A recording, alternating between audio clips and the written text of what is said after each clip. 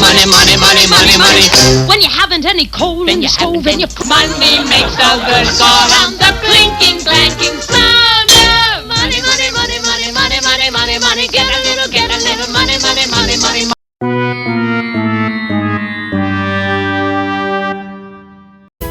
Trochę chmur, trochę słońca, coś z początku, coś z końca. Trochę pieprzu, ciut mięty, część dróg prostych, część krętych. Ciut poezji, ciut prozy.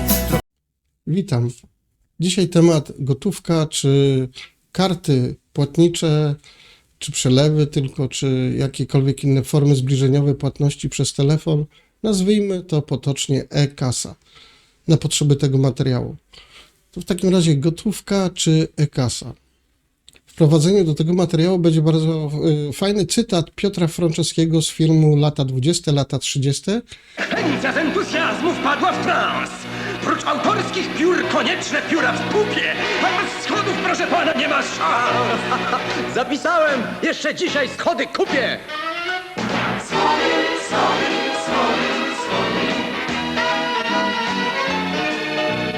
Kiedy ktoś go się spytał, ile on chce za ten film albo za tę rewię, w której będzie brał udział, on stwierdził takie fajne sformułowanie, powiedział, że od kiedy Fenicjanie wynaleźli pieniądze, to wynaleźli ich za mało. Zgadzam się. Zgadzam się z tym facetem. E-kasa, co może oznaczać? Może oznaczać przelewy, płatności kartą bankomatową bądź kartą debetową, kredytową. Nazw jest tyle, ile banków. Już nikt nie trzyma żadnych standardów i zwykłe karty, które tutaj potocznie się nazywa kartami EC, są nazywane kartami kredytowymi. Nie wiem dlaczego, bo mają zbliżony znaczek podobny do Mastercard. Nieważne, to jest naprawdę nieważne. Chodzi, że to jest na pewno jakaś forma płatności która bardzo wielu przeszkadza. Jest bardzo, bardzo dużo przeciwników. W sumie jedyny argument, który się przez nich przebija, to jest takie, wolę mieć kasę w kieszeni. Tak, to jest argument. Okej. Nie walczę z tym. Gdzie ta e-kasa będzie? E-kasa będzie na pewno w przelewach różnego rodzaju, w formach płatności elektronicznej. Nie zapominajmy o e-kasie w postaci bitcoina i wszystkich wirtualnych walut, które są teraz dostępne na rynku. Giełda jest nawet, prawda? Forex, który zajmuje się właśnie walutą wirtualną, e-kasą, na której by chętnie ci antygoniści gotówki zarabialiby, prawda? No więc to jest taka trochę hipokryzja według mnie, bo z jednej strony kasa elektroniczna, ale gdyby przytuli trochę kasy z takiej giełdy, pohandlować tym bitcoinem, to tak, dobrze. Czyli taka typowa hipokryzja dla nas, prawda? Sama gotówka do pewnego stanu rzeczy, do pewnego rozwoju naszej cywilizacji i elektroniki, i przelewów, i wszechobecnego internetu miała sens. Była oczywiście jak najbardziej akceptowalną formą płatności i w 100% zdawała egzamin. Nic do tego nie ma. Tylko sobie teraz wyobraźmy rzeczy takie jak właśnie z brudną kasą, gdzie pojawia się dużo pieniędzy, mam na myśli dużo pieniędzy. Money, money, money, money, money, money, money, money, money, money, money, money, money. Money makes the A nie jakieś tam formy płatności za drobne usługi. Nie, duża kasa, tak? Tam się pojawia od razu temat brudnej kasy i prania pieniędzy. Czyli ta gotówka też znowu skłania do jakiejś refleksji. I proszę mi uwierzyć, że z dużą kasą, z dużą gotówką w kieszeni robi się problem. Mówię, jaki. Gotówka w kieszeni? Dobry pomysł, ale jak dla mnie pojawiają się już problemy, które po prostu widzę na ulicy. Będę mówił o europieniądzach, ponieważ przebywam w tej strefie euro i tutaj się płaci euro. Gotówka w kieszeni wygląda następująco. Masz 10 euro banknot, 20 euro banknot, 50 euro banknot. Ok, wszystko jest w porządku. Nie ma z tym problemu. Ale przy 50 już bardzo często zaczynają sprawdzać w tych automacikach, czy banknot jest prawdziwy. Setki już wzbudzają podejrzenia i bardzo często na przykład w nocnych sklepach, kioskach nie chcą przyjmować setek już, zwłaszcza wieczorem. W ciągu dnia jeszcze jakoś to funkcjonuje, setkę przyjmą. Sprawdzą ją 3-krotnie w ręku, w łapce, w maszynce i setkę przyjmą. Ale na przykład stacje benzynowe po godzinie chyba 18 nie ma mowy, żeby zapłacić setką. 200 zapomnijcie. Całkowicie zapomnijcie, wybijcie się z głowy, że gdziekolwiek teraz zapłacicie 200, po prostu nie. Skierują was do banku, że proszę sobie iść do banku, rozmienić pieniądze. Banki oczywiście też bardzo niechętnie już mają kasy, utrzymują kasy, dają pieniądze, przyjmują pieniądze też bardzo niechętnie. A też na 200 euro w banknocie się będą marszczyć. 500. Był taki czas, że słyszałem o 500, jak nawet widziałem jej, miałem w ręku, tylko że 500 służyła tylko i wyłącznie do jakichś rozliczeń bankowych albo międzyfirmowych, gdzie wchodziło w gotówkę. Są nowe limity wyznaczone dla gotówki, ile można płacić. Niestety, takie mamy czasy. Gotówka? Tak, z gotówką dalej jest problem. Na przykład za dobra luksusowe nie zapłacicie już gotówką. Pójdziecie do dobrego salonu samochodowego, do znanych marek, będzie problem zapłacić gotówką za takie auto. Nie przyjmą gotówki. Będziecie chcieli sobie kupić jacht, skuter wodny, to kosztuje kupę kasy. Też nie przyjmą gotówki. Więc ta gotówka robi jakiś już problem. Ten problem był sygnalizowany w wielu miejscach. Już powiem, że spory czas temu, jak byłem tutaj w Niemczech i chcieliśmy kupić aparat fotograficzny dobrej marki za gotówkę, to reakcja pani w kolejce była następująca, że pani nagle się cofnęła do tyłu, jak zobaczyła pieniądze, taką gotówkę. Już po prostu robi się kłopot z tą gotówką. Świat gotówki się kurczy. Niestety, świat gotówki się kurczy do tego stopnia, że po prostu wszędzie już będzie to już w jakiś sposób blokowane.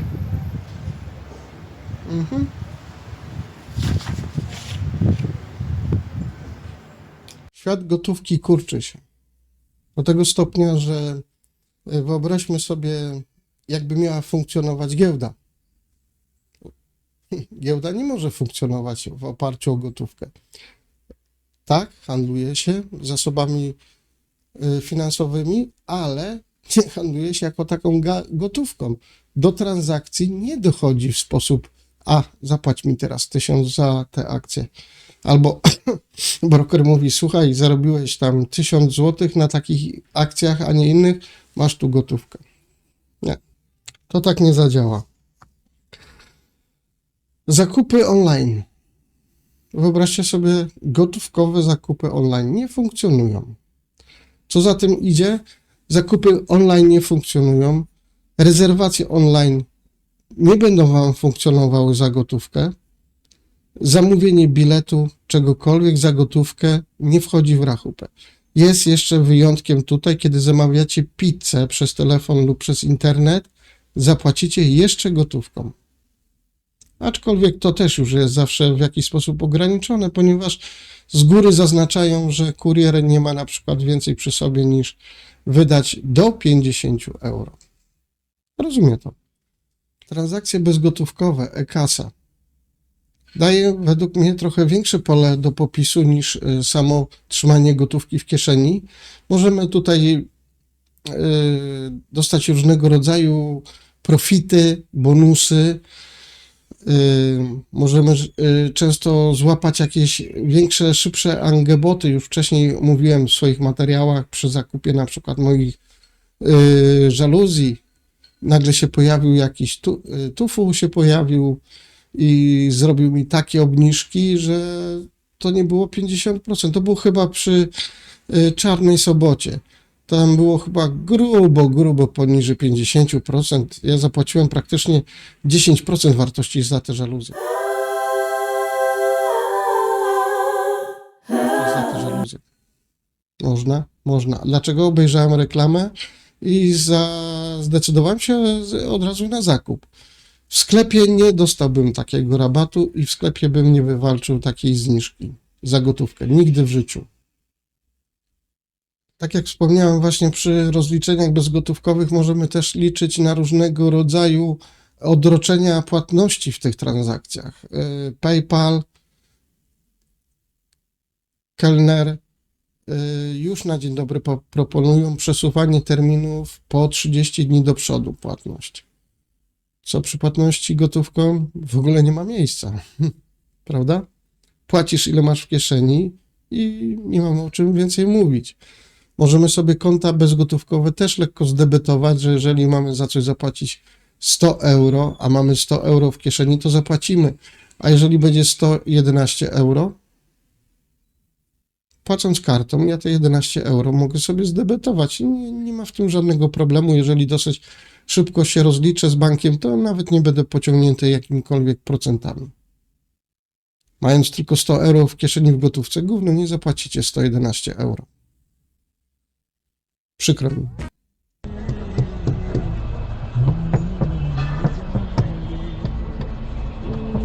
क्या है भैया नहीं है छुट्टा नहीं है मैं छुट्टा देऊंगा माँ भूख लगा है क्या तो खाऊंगा माँ ओफो भैया छुट्टा नहीं है जो मैं देऊंगा छुट्टा देऊंगा माँ नहीं है कार्ड है मेरे पास कार्ड भैया, छुट्टा है तो नहीं है कार्ड लाऊं तो मेरे पर मशीन है सेव कर लूँ दिखाओ कार्ड मशीन कार्ड का मशीन अरे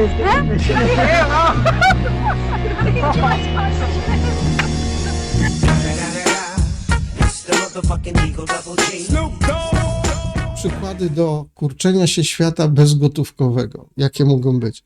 Tutaj będzie oczywiście jeden film, kiedy to osoba żebrająca na ulicy, gość mu powiedział przez szybę w samochodzie, że nie ma gotówki.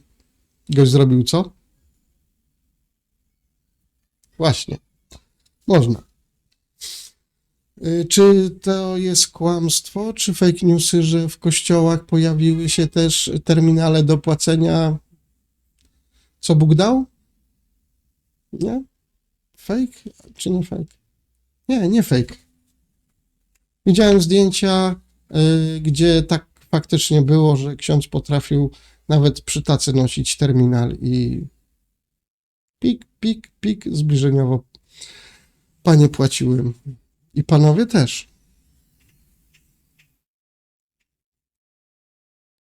Kolejne przykłady, gdzie płatności bezgotówkowe wypierają już gotówkę, mogę przytoczyć. Moje materiały zawsze są oznaczone jako nie dla dzieci, więc mogę jak najbardziej mówić o takich rzeczach.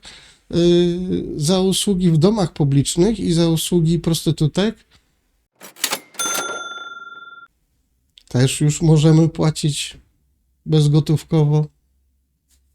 Gorzej będzie, jak żona się dorwie do bilingu. Ale to trzeba mieć łeb na karku, prawda? I wiedzieć, co, gdzie, kiedy możemy robić, prawda? Tu nasuwa mi się takie kolejne pytanie, czy już teraz, czy w dzisiejszych czasach jesteśmy w stanie podpisać umowę o pracę bez numeru konta? Wydaje mi się, że nie. Załatwienie jakichkolwiek spraw, na przykład z wynajęciem mieszkania, tudzież z innymi tego typu usługami, zawsze się wiąże z właśnie dostępem do konta. Wręcz wymagają, aby jakimś tam zabezpieczeniem był właśnie numer konta. Do jakiego stopnia to jest potrzebne? Nie wiem, ale po prostu tak jest. Dlatego na przykład pracy nie podejmiemy już bez konta bankowego, więc przecież Majster, no wiem, że są takie wybiegi, że część się płaci na konto, część się płaci tak zwane do kieszeni, do łapy, no ale prędzej czy później to będzie miało koniec. No, z samą dostępnością już bankomatów tutaj w Hamburgu robi się no, pewien problem, naprawdę. Bankomaty i banki tu na mojej dzielnicy właśnie teraz. Za mną kolejny z ostatnich banków u nas w naszej ECE pozamykany, Volksbank. Długo się bronił, 3 lata temu został zamknięty. Nie wiem, gdzie są jego kolejne placówki, bo mnie to zupełnie nie interesuje, ale to jest właśnie ten kolejny bank, który zamknął swoje podwoje tutaj na tej ECE. Nie ma banku, nie ma bankomatu. Volksbank, bank zamknięty, nieczynny, bez bankomatów. Więc jeżeli byliście jego albo jesteście jego nadal klientem, macie problem. Za mną kolejny bank, Postbank. Całkowita pomyłka bankowa, która nigdy nie powinna zaistnieć na tym rynku, co zresztą w Polsce też.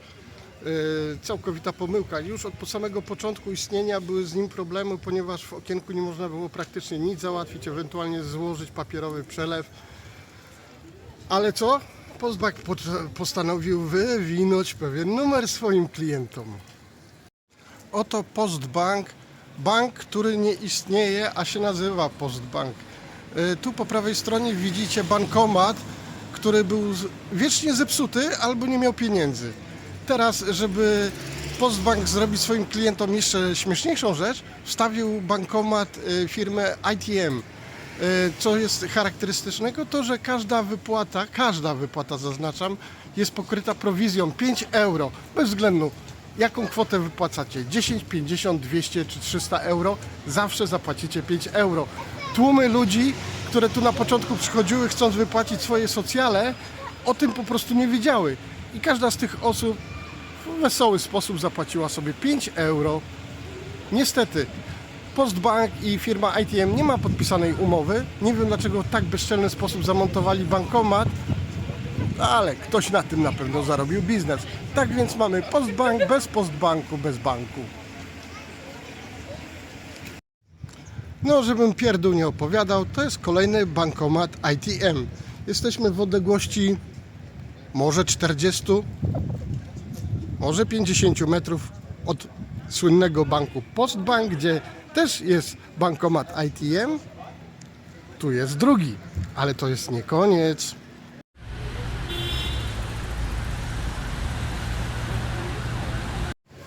Za mną znowu trzeci, czwarty kolejny bank, były Deutsche Bank. Zamknięty, no ten rekordzista już był zamknięty 5 lat temu. Zlikwidowany oddział, zlikwidowane bankomaty, głucho ciszo. Teraz tam jest jakaś instytucja.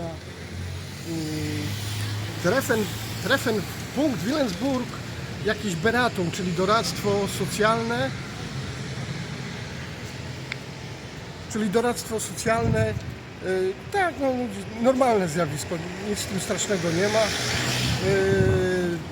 Bardzo często są takie punkty organizowane, ale jest to czwarty bank, który był tutaj w odległości 200-300 metrów od siebie. Było 4 banki dostępne, teraz jest jedna haspa. I co? Nie ma bankomatów, nie ma skąd pieniążków wypłacać. Oj. I to teraz, no ojej, oczywiście haspa została, ale haspa sobie życzy prowizję. Ona ma tylu ma klientów, jest, pamiętajmy, że to jest Rajsie. I w tym momencie, no czemu nie? Możesz zawsze się przenieść do haspy. Ale wracamy tu do tematu banki i gotówka, pamiętamy. Znikają. Dlaczego? To nie ma przyszłości. Jeszcze raz rzut okiem na Deutsche Bank. Widzimy, że no, było na bogatości. Marmurowe fasady, piękne wyjścia. Jeszcze były wcześniej przydymione ciemne szkła. No, robiło to wrażenie. No, Deutsche Bank w końcu, prawda? Niestety nie ma. Za mną Haspa. Ostatni zajebisty bank, który jest u nas tutaj otwarty. Ma 3 bankomaty ma i 2 wpłatomaty ma. I do tego jeszcze ma te takie maszyny do wybierania billingu. Jest to ostatni i zaznaczam, bardzo zajebisty bank z tego względu, że coś co ma w nazwie Rajsie, To musi być zajebiste. Bank się nazywa dokładnie Hamburg Sparkasse Reichsstadt. Więc jeżeli coś ma nazwę Reiche, musi być zajebiste po prostu. I to jest otwarty bank z wieloma bankomatami. Niestety większość użytkowników innych banków musi płacić prowizję. Więc tut me light, trzeba było pomyśleć, zanim się otworzyło konto, albo zrobić research. O, to właśnie jest haspa. Sparkasse Hamburg. To przypominam, że jest Reiche. Nadal wywołuje uśmiechy wśród ludzi. Bardzo jestem z tego zadowolony. A te głosy w waszych głowach będą teraz pracować i wam podpowiadać. Dobra, idziemy do następnego banku. Ten bank jest oczywiście otwarty i dalej istnieje. No oczywiście pozdrawiam Twitcha. Pozdrawiam Twitcha. Pozdrawiam cały świat gier. Kiedy to sobie powiedzmy szczerze, tam gotówka w ogóle nie wchodzi w rachubę. Twitch nawet chyba nie rozumie, co to jest gotówka. To jest pokolenie młodych ludzi, którzy wyrosło właśnie na transakcjach bezgotówkowych, bo ja nie widzę tego, jak taka osoba miałaby za wszelkiego rodzaju swoje subskrypcje, dopłaty do gier i takie inne zjawiska zrobić to za gotówkę. Czy to się da? To się nawet nie da zrobić. Więc całe to zjawisko Twitcha, które wyrosło i przy tym wypoczkowały te superbohaterowie według niektórych typu człowiek Budda, o ksywie, który trochę przesadził, nieważne, nie dzisiaj temat o nim, to właśnie tutaj pojawia się właśnie ten problem właśnie gotówki, bo ten świat by nie istniał w postaci gotówki. Te wszystkie transakcje, które oni dokonywali, by nie były możliwe w gotówce. Po prostu to by nie przeszło. Gotówki będziemy mieć coraz mniej w ręku. Coraz rzadziej. Spowoduje to na przykład wypłata pensji, innych świadczeń, w których pozyskiwaliśmy do tej pory gotówkę, no już same przelewy renty, emerytury, innych zasiłków chorobowych odbywa się tylko na konto. Nie słyszałem, żeby ktoś tutaj komuś takie zasiłki wypłacał w gotówce. No to nie funkcjonuje. Nie ma tego. Możesz tak wybrać sobie gotówkę z bankomatu, ale samo przelewanie środków do beneficjenta takiego odbywa się tylko wyłącznie elektronicznie. Koniec. Nie ma o czym rozmawiać. Żegnamy się z gotówką. Chcemy czy nie chcemy? To takie są czasy, tak to nadchodzi. I tutaj nie wiem dlaczego w kontekście tego bardzo często właśnie antagoniści bardzo mocno tutaj się biją w piersi i krzyczą, że to Unia Europejska. Nie Unia, cały świat. Co wy się z tą Unią, że się tak usrali? No, ja rozumiem, że dopiekli z tymi ślimakami, że to ryby, że banany proste, że te głupie nakrętki przy butelkach. No i jest trochę tych głupich rzeczy, które wymyślali, ale co na przykład do niektórych rzeczy, to nie, Unia nie ma aż tak z tym nic wspólnego, prawda?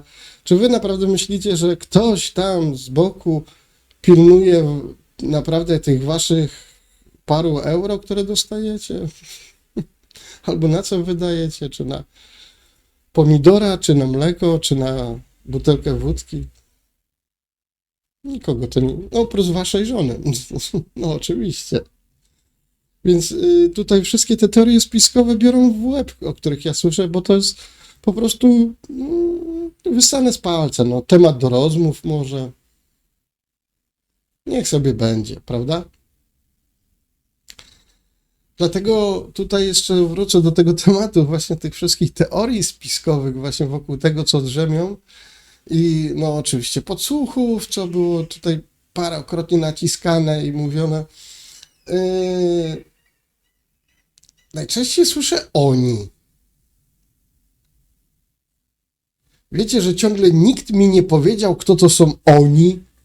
Czy ktoś może przyjść mi powiedzieć lub napisać w komentarzach, kto to są ci oni? Bo cały czas słyszę, oni podsłuchują, oni będą obserwować, jakie robisz ruchy finansowe. Kto to są oni? Weźcie nazwijcie chociaż instytucje, grupę ludzi, no nie wiem, no przytoczcie mi jakąś nazwę, bo na razie mówicie oni, to tak jakbyście mówili o, nie wiem, o UFO, o ufoludkach, co znowu krowę wam ukradli? Ludzie, kim są oni? Proszę mi raz jasno powiedzieć, kim są oni, którzy oni obserwują, będą obserwować wasz ruch bezgotówkowy, czy ci oni, którzy was cały czas podsłuchują, po co podsłuchują, jakie wnioski z tego mają wyciągnąć, do czego te podsłuchy mają prowadzić?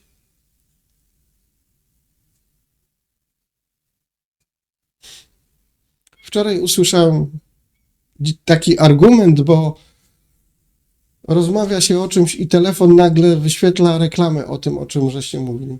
Tak. Wracam znów do tego, że proszę sobie ustawić i spersonalizować telefony, które kupujecie tak drogie, które są tak mocno zaangażowane przyszłościowo, przemysłowo, że może powyłączajcie niektóre funkcje, co? Na przykład treści prywatności włączcie, żeby na przykład używanie tego mikrofonu jest dozwolone wyłącznie podczas na przykład rozmowy telefonicznej, albo tylko używania, kiedy się używa dyktafon. Ktoś to ustawił z was? Nie. A później, bo telefon podsłuchuje. Macie skomplikowane urządzenia w ręku. Albo ich nie kupujcie i nie używajcie, albo używajcie i dowiedzcie się, jak to robić bezpiecznie, żeby telefon wam nie mówił o tym, że wam się zerwał łańcuch do roweru, a w tym momencie za chwilę bierzecie telefon do ręki i widzicie reklamę sklepu z łańcuchami do roweru. Gdyby ten mikrofon był wyłączony, on by nie wiedział, o czym gadacie. Ale tak jest domyślnie włączony. Asystenci Google'a i Androida sami się odpalają? Halo Siri. Jakby Siri miała wyłączony mikrofonik, to byście sobie mogli tą Siri wołać. No. Albo asystenta Google'a w telefonie. Byście sobie mogli do zasranej śmierci wołać. Więc proszę zacząć inteligentnych urządzeń używać w sposób inteligentny. Tak jak to o to proszą producenci. Piszą całe manifesty, wskazówki. Komu oni to piszą? Czy wiecie o tym, że przy pomocy jednego przełącznika w telefonie możecie wyłączyć moduł GSM, moduł Wi-Fi, moduł Bluetooth oraz GPS? Od tego momentu będziecie trzymać w ręku tylko i wyłącznie kawałek plastiku z ekranem i z baterią, który nie będzie miał zielonego pojęcia o tym, gdzie jesteście, co mówicie, co widzicie. Zresztą ekran też można wyłączyć, więc będziecie trzymać po prostu kawałek plastiku w ręku. Na koniec, jak zawsze, trochę rozluźnienia, też właśnie dotyczącego płacenia bezgotówkowego. Jeden jegomość miał naprawdę problemy finansowe z urzędem skarbowym, no i chciał się uchylić od podatku, nie chciał się uchylić, mówił, że ma straszne problemy finansowe, dużo rzeczy nie mógł udowodnić w sposób właśnie elektroniczny. Urząd Skarbowy dopisał mu jakiś domiar, zrobił z nim wszystkie jakieś takie rzeczy, które należało wykonać. No, poczuł się do odpowiedzialności i ten człowiek postanowił spłacić swoje należności w urzędzie skarbowym i to była dosyć spora kwota, nie kwota mieszcząca się w kieszeni, ale raczej w małym neseserze. Oczywiście taki neseser wywalił na blat, otworzył i zaczął dawać gotówę. Na co urzędnicy spojrzeli się na siebie i stary, coś z tobą jest nie halo. Piszesz, że nie masz nic, a tu wywalasz prawie $250,000, to my z tobą musimy inaczej porozmawiać.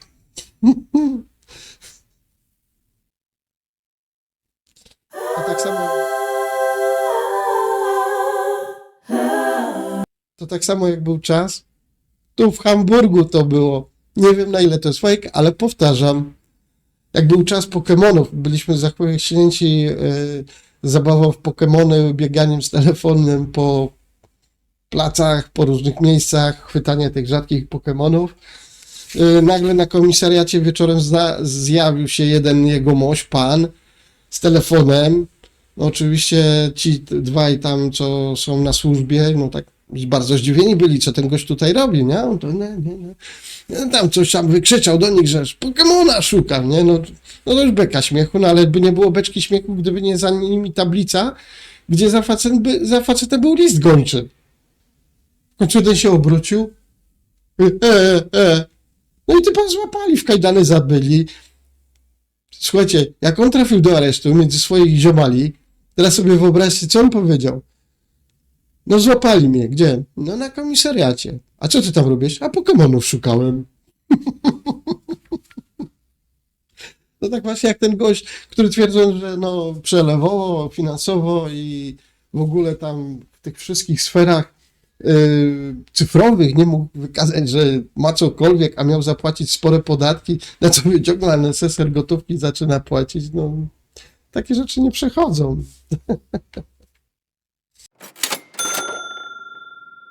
Byłoby na tyle. Dalsza część programu tutaj kończę. Dziękuję Państwu. Będziemy się żegnać. Do widzenia.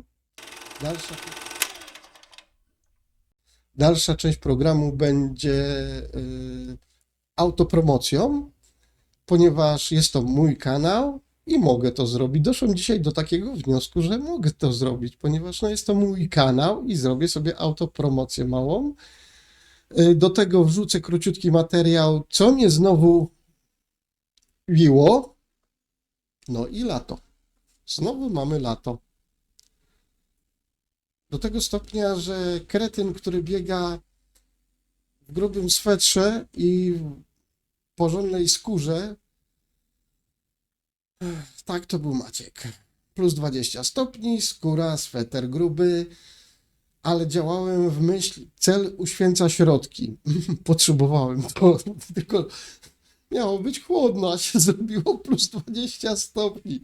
Kiedy inni już na t-shirtkach tak krótko latali, bo wyczuli tę pogodę, ten klimat, Mazur zapierdzielał w swetrze po szyję i w grubej skórze, takiej, że możecie się w śniegu w niej położyć spać.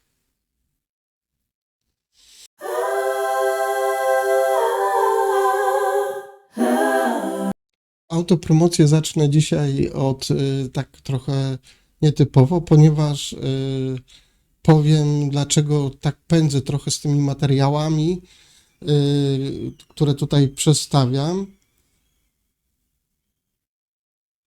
ponieważ chcę usystematyzować niektóre rzeczy, żebyśmy mówili wspólnym językiem, typu właśnie AI, e-kasa, online, stare, młode, online i umowy. To wszystko ma na celu po prostu, że jeżeli zacznę prowadzić już swoje podcasty na temat właśnie pewnych takich skomplikowanych rzeczy i będę rzucał terminami, to chciałbym, żebym mógł się z wami rozumieć, o czym mówię, żeby nie było czegoś takiego, że ja coś tam wrzucam z siebie, a to jest tak, no tak mniej więcej coś tam powiedział, ale później jakieś pisać odnośniki, sprostowania. Dlatego ułatwiam sobie życie. Wyrzucam po prostu jak najszybciej te materiały, żebyśmy mówili wspólnym językiem. Żebym nie miał tego progu takiego, że coś tłumaczę, rzucam nazwy, a mówię w swoim języku i no, żeby nie komplikować życia. Autopromocja. Tak jak mówiłem wcześniej, no oczywiście jeden kretyn dzisiaj, który łaził w grubym swetrze i w skórze, to był Mazur. Plus 20 stopni za dworzu. Ale tak jak powiedziałem, cel uświęca środki. Szukałem poręczy. Poręcz znalazłem. A dlaczego znalazłem poręcz? Właśnie wam pokazuję. Pięknie świeci słońce, jak zawsze u mnie w domu jest dużo zimniej niż na dworzu. Dziwne zjawisko, ale tak jest po prostu. Za mną kręcą film, bardzo często robią to w Hamburgu, tutaj na Wilhelmsburgu. Nie wiem, po prostu może taki jest klimat, może im się tutaj podoba. Nie wiem dlaczego tak jest. Specjalnie nie kadruję na siebie, żeby wam to pokazać, bo nie będę na nich kierował kamerę, bo dostaną świra. No prosta sprawa, nie? No są filmowcy. No przyjeżdża ekipa, są od rana do wieczora, mają swój bufet, mają swoje wszystkie te sprawy związane z filmem. No, w sumie fajna zabawa. Chciałbym kiedyś wziąć w takim czymś udział. Ciekawe, czy by mi pozwolili.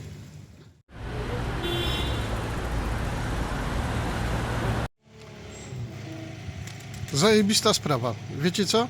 Ten po lewej dom, który tutaj widzicie z tą taką ładną elewacją, 3 lata stało przy nim rusztowanie i była robiona elewacja, wymiana dachu, no wszystko co było trzeba zrobić. W zeszłym roku w lato skończyli robić to, rozebrali wszystko i nagle co się okazuje?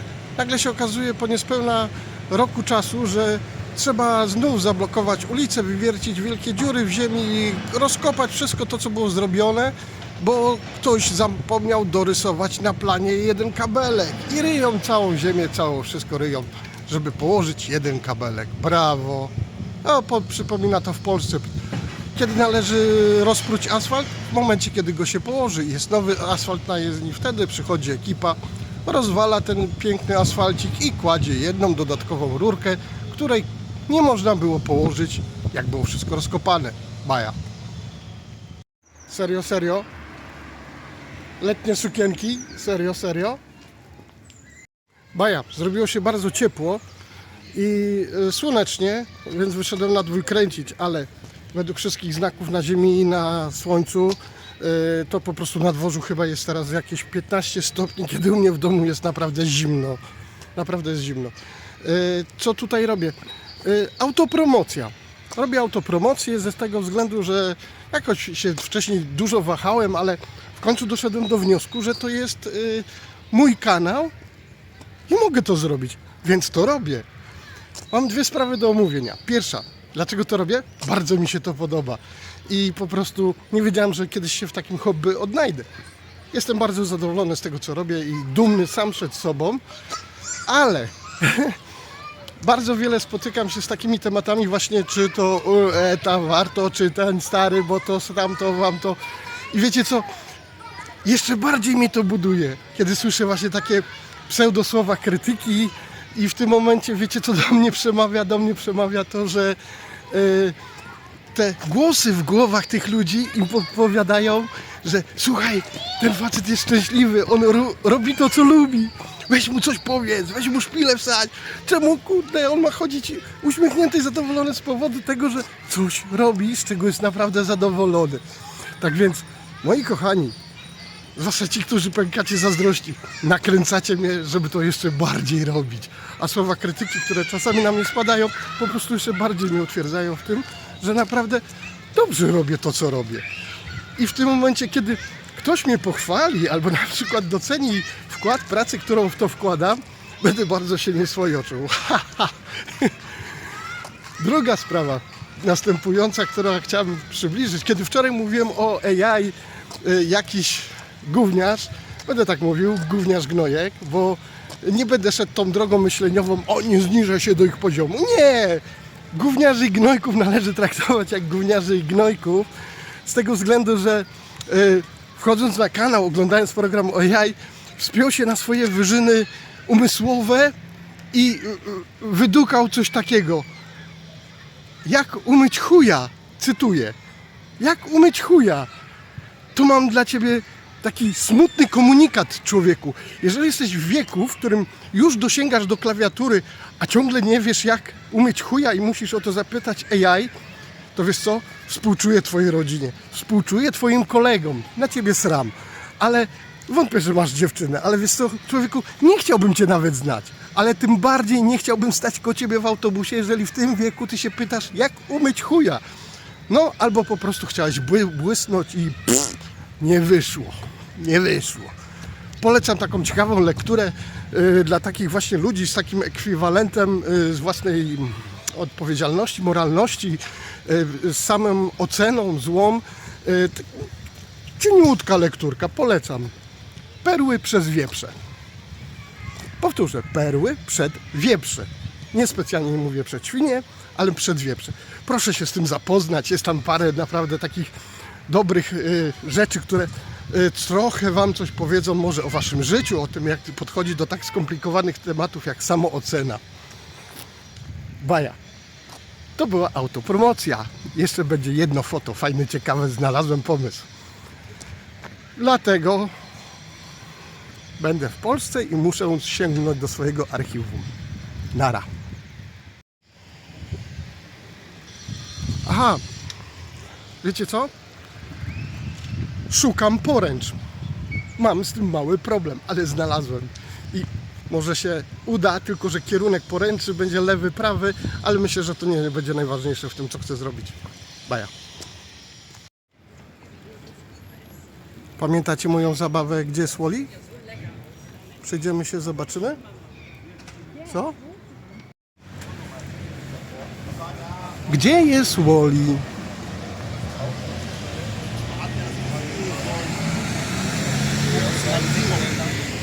Das ist ja was meiner Jugend.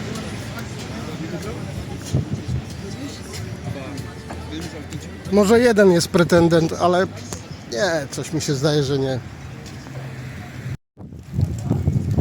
Gdzie jest Wally? Szukamy dalej. No może tutaj jest więcej Wally. Pomachaj, pomachaj, halo.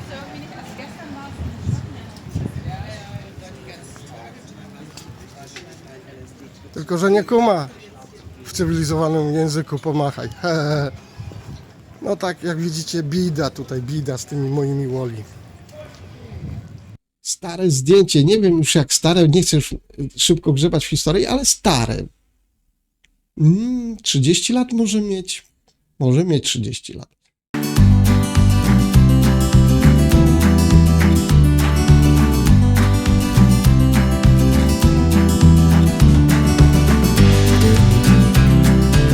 Może mieć 30 lat to zdjęcie i zrobię zdjęcie dzisiaj. Co mogę sam o sobie powiedzieć?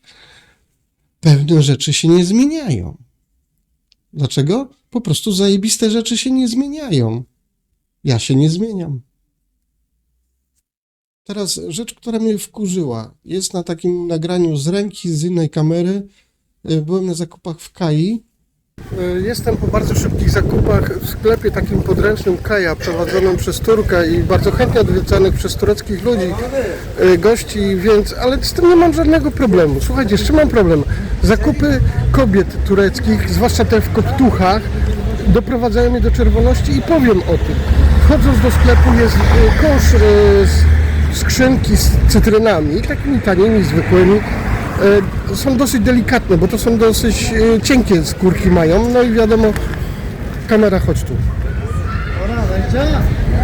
I to są dosyć delikatne cytryny, tak więc jakiekolwiek nimi ciapanie po skrzynce, no oddaje zły skutek, a zwłaszcza te kobiety, właśnie kobiety w koptuchach tureckich mają zwyczaj przerzucania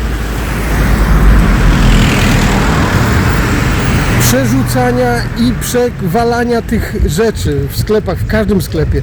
I teraz wyobraźcie sobie, wchodzę do sklepu i właśnie taka kobieta łapie woreczek z cytrynami i zaczyna nim napieprzać po tej skrzynce. Łapie za drugi, zaczyna drugim napieprzać. Mówię, kobieta jest na pewno zdecydowana kupić cytryny i sprawdza, która wytrzyma najwięcej. Nie, pierdut tymi cytrynami do tej skrzynki, odwraca się i idzie w pizdu, czyli po prostu nie chciała kupić cytryn, tylko po prostu ponapierdalać towarem to, co mają w zwyczaju, czyli po prostu widzą Aldik i jakieś w Aldiku te wystawki różnych takich rzeczy oprócz spożywczych, wszystko należy przypierdolić do góry nogami, bo inaczej by się nie dało. Taki zwyczaj. Tutaj też, po chuj te cytryny mają być całe, wziąć woreczkiem, napierdalać o inne, ale czy pani chce kupić cytryny? Nie, pani nie chce kupić cytryn. To jest taki podręczny sklep prowadzony przez to, ale nie, naprawdę nie mam pretensji, że go prowadzi Turek. Naprawdę nie mam pretensji, że go prowadzi Turek, że większość towarzystwa, które tam kupuje, to też osoby pochodzenia tureckiego. Zupełnie mi to nie robi. Naprawdę mleko lub cukier będą tak samo smakowały. Więc tutaj nie mam jakiegoś problemu. Zwróciłem uwagę to kolejny raz i już o tym mówiłem, bo to już wcześniej widziałem i to mnie wkurzało. Niestety kobiety prawie 80 lub więcej pochodzenia tureckiego w tych koptuchach, ich zachowanie na zakupach naprawdę stoika jest wytrącić z równowagi. Dlaczego? Powiedzmy Aldi. Aldi prócz artykułów spożywczych ma na środku takie coś, że tam są różne gadżety, ubrania, nie ubrania, różne rzeczy. Słuchajcie, one tam wpadają i one tam robią kipisz. Wywalają to wszystko z kartonów, rozdzierają folię tych ubrań, wszystko wywali. Ona to pomiesza pierdolnie i po prostu nawet nie zainteresowana zakupem tego. Właśnie dzisiaj to mnie znowu ruszyło. Obgadałem to z kolegą z Turcji pochodzącym. On powiedział, że też wie, że tak się zachowują, ale od razu zwrócił uwagę, że to nie są tylko kobiety tureckie, to mogą być też inne muzułmanki z Afryki. Ja mówię, dobra stary, nie. Ale akurat było po drodze, to tak właśnie zareagowałem. Dobrze, Zilo, mówię, nie chodzi o to, ale słuchaj, dałem mu na przykładzie, że wchodzą do sklepu, trzaskają butelkami, puszkami, po czym nawet okazuje się, nie, że są zainteresowane zakupem tego typu artykułów i sobie idą, a zrobią kipisz i syf. Chodziło tu o te cytryny, co kupuję. Małe, tanie, one mają delikatną skórkę i wystarczy nimi parę razy pacnąć o coś, albo nawet źle zapakować do siatki i one szybko dostają tych procesów gnilnych. Robią się ciemne, tam od razu po paru dniach, dwa dni wystarczy w kuchni i tam już się zaczyna na tej skórce. I teraz ta kobieta, stoją przy tej skrzynce z cytrynami, jedna paczka do ręki, druga paczka, pis, trzecia paczka do ręki, stoję grzecznie za nią, czekam, mówię, kobieta wybiera. Chuja. Pierdolnęła raz, drugi, trzeci tymi cytrynami, odwróciła się, poszło i czy myślicie, że można jej zwrócić uwagę? Oj nie. Zwłaszcza w tureckim sklepie, jeżeli bym jej zwrócił uwagę, tam to by był kipisz, darcie japy, wzywanie właściciela sklepu. Zostawiłem to, ale porozmawiałem właśnie z kolegą z Turcji, który no, one tak robią. Czemu tak robią? Dokładnie nie wiem. Ale no po prostu uważam to za jakiś... Co? Nagle są tak wyzwolone i już mogą robić wszystko, że wchodzą do sklepu, rozpierdalają wszystko, wywracają do góry nogami, bo po prostu im wolno? No chciałbym usłyszeć, że tak, oni tak mają w zwyczaju i tak robią. Okej. Jedźcie do domu, do Turcji, przewróćcie Turkowi sklep z dywanami do góry nogami, bo tak wam wolno, ale tutaj tego nie róbcie. To jest B. Czemu ja mam brać po tej pani tak obtłuczone cytryny? Okej, teraz to widziałem i mogłem te woreczki ominąć, a ile pań przedtem było, które też trzaskały tymi workami z cytrynami? To mnie wkurzyło. Dziękuję za oglądanie. Króciutki materiał autopromocji. Dziękuję. Teraz już naprawdę koniec.